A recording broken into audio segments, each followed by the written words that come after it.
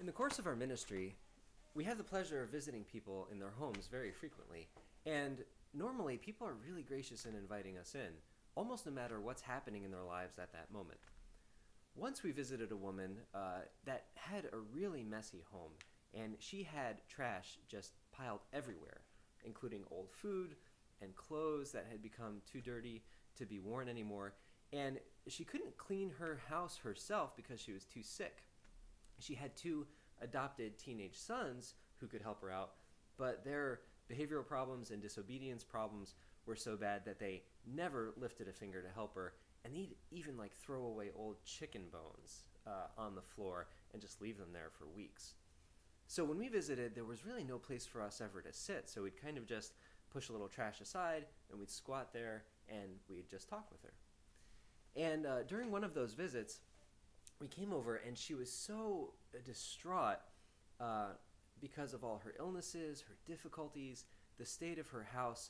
All of these stressors just piled up on her so much and got to be too much for her. So in order to try to help her, we just offered to do the obvious thing, which was clean up her house.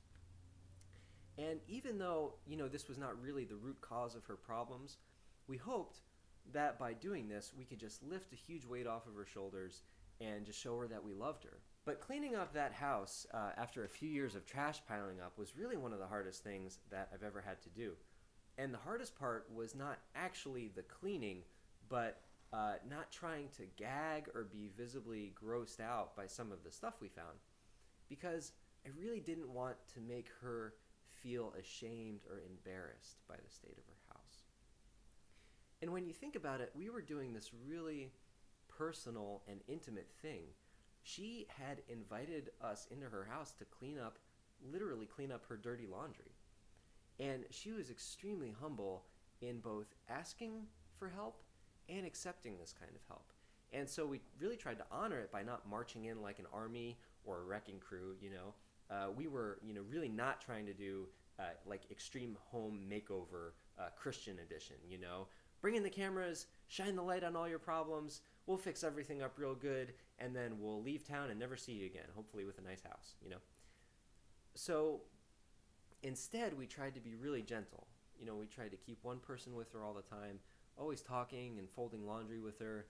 We took a lot of breaks to just chat with her and have a soda or have lunch. And, in the end, we managed to clean out the entire first floor of her house, and we even were able to shampoo the carpets. And the amazing thing was that both of her boys got involved and helped all day.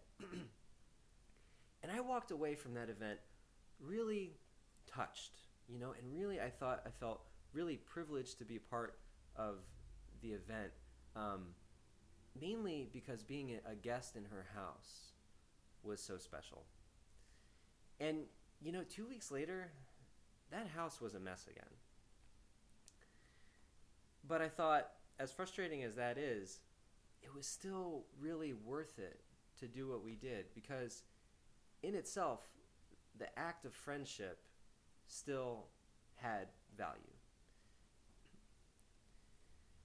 Being a guest is a really good meditation for a Christian. And one reason is because Jesus presents himself as the guest of our souls. And he says, "Behold, I stand at the door and knock." And we have a choice. We can let him into our life, which is probably messier than we would like to admit, and it's probably messier than we even realize. But we can also decline to let him in, either out of fear of showing him our mess, or by insisting that we really have it all under control. So the question is, will each of us have the humility that this woman had? Will we have humility with Jesus? Can we get over our embarrassment at our past mistakes, at our weaknesses, and even at the unresolved clutter that's just still in our lives?